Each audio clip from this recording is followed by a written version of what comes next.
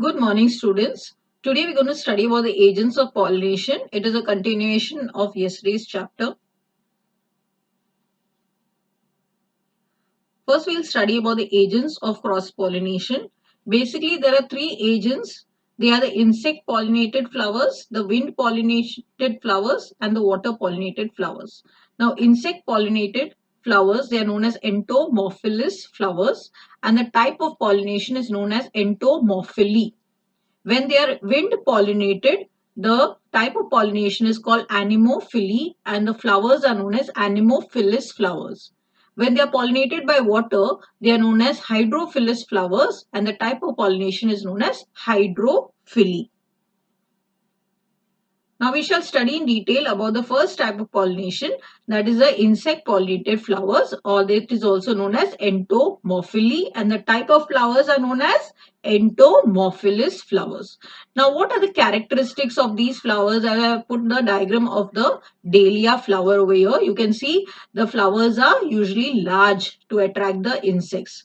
They are also brightly colored for the same reason. They produce scent and they also produce nectar. What is nectar? Nectar is the food of the insects like honeybees and other small insects. They also have pollen grains which are sticky. Now, why are the pollen grains sticky? The pollen grains are sticky so that they can stick to the body, to the wings or to the legs of the insects to facilitate facilitate insect pollination. Then the flowers are in clusters. When the flowers are small, okay, they are in clusters. Clusters means in groups, okay. So, for example, in dahlia, when the flower is small, you find these flowers many together. Now we shall study about the second type of pollination, that is a wind pollinated flowers, or it is also known as anemophily.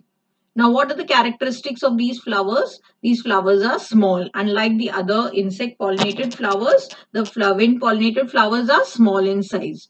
They are not brightly colored because they don't have to be attractive. They do not have scent or nectar because they are not visited by the honeybees and other insects. The stamens, they hang out of the flower to be exposed to the wind. Otherwise, they will not get pollinated. So, their stamens are long and they hang out. The anthers are loosely attached to the filament, okay, so that the slightest wind can move them. Okay, so the anthers are not tightly attached, but they are loosely attached. They hang out of the filament so that the slight wind also can carry them away. And the feathery stigma, they have a feathery stigma so that whatever the pollen grains are liberated into the air, they can be attached to them. Okay, so that is why they have a feathery stigma to trap the pollen grains. Now we come to the next type of pollination, that is hydrophily. They are the water pollinated flowers. Now what are they? What are the characteristics? The first is their pollen grains are produced in large numbers. Why? Because a lot of these pollen grains are wasted. Okay, they don't undergo the process of fertilization, so they are wasted. Then pollen grains having specific gravity equivalent to water. Okay, they have a specific gravity equivalent to water, so that is why they float on the surface of the water. If their specific gravity was more, they would be sinking down. So they have a specific gravity equivalent to water, so they float on top of the water. And when these male flowers, they float on the surface till they reach the female flowers. Okay, when they find a female flower, then the fertilization takes place. Now the example of this is Vallisneria, as I've shown this picture over here. Now there are some special cases. The first one is known as ornithophily, when the flowers are pollinated by birds. You can see the example I've shown you as the Cana flower. Now this flower, as you can see, is large and showy, so the birds are easily attracted to it and they come to drink the nectar and they are pollinated by the birds, and this type of pollination is known as ornithophily. The other type of pollination is known as elyphophily. These flowers are like Rafflesia. I think you have studied this in standard 7th. This is a huge flower and it grows at the ground level. Okay, it is the largest flower found on earth, and it has got a diameter. The diameter of this flower is around a meter.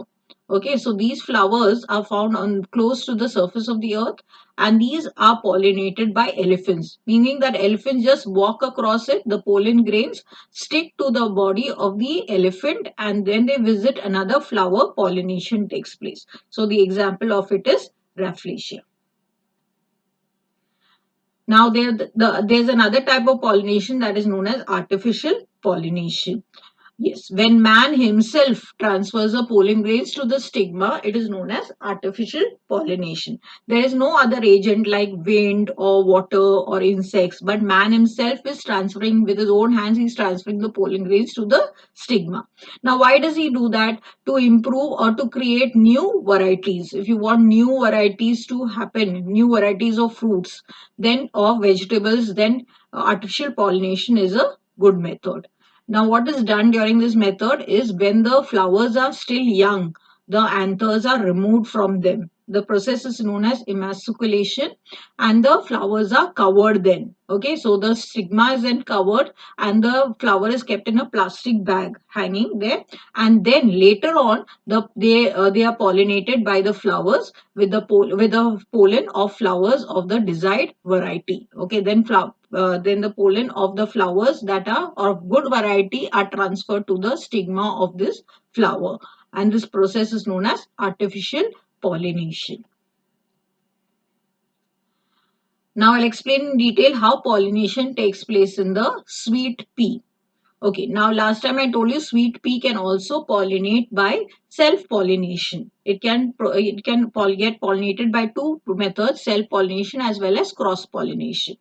Now, basically, you have to study the structure of this pea plant. Okay, you can refer to figure 5.4. Now, there are three petals of this flower as is shown in the figure. It has got three types of petals. The standard petal, as you can see in your diagram, is slightly big. The wing petal, little smaller than the standard petal. And there is the keel petal, which is little smaller. Now, when the insect lands on the flower, okay, it sits on the flower, the wing and the keel petals, they press down. Okay, they are pressed down, and the stamen and the stigma both touch the underside of the insect's body. Okay, the underside, the downside of the insect's body, this both the stamen and the stigma can touch. If the insect has visited any other flower, okay, any other flower, and it is carrying the pollen grains of that flower, then cross pollination can take place. As stamen and the stigma lie close to each other, then there is also a very good chance of self pollination to take place. So this sweet pea, it undergoes both the processes of self pollination because the stamen and the stigma lie close to each other, and also the second reason is by cross pollination by insects. Now going into detail of pollination in maize. This maize is pollinated by wind. The anthers, that is known as the tassels, as you can see over here, the tassels, they hang out. As you can see, they are very loose and they hang out of the plant. The slightest wind will shake the anthers. These anthers are shaken and the pollen is released into the air. Okay, the pollen gets blown out by the wind, which falls on the feathery stigma. The stigma of this plant is also feathery and it can fall on the stigma and it can lead to pollination. The male flowers, they mature earlier than the female flowers. Now, why doesn't this maize undergo self-pollination? The reason for that is because the male and the female flowers, the male and the female parts, they are maturing at different times. Okay, the male flower, it matures earlier than the female flowers. So there is no chance of self-pollination. So this can normally comes for a diagram related question. Okay, look at the diagram, study the diagram and answer type of questions this can come for. Now I'm giving you homework for today. You have to do the progress check which is in your textbook page 43.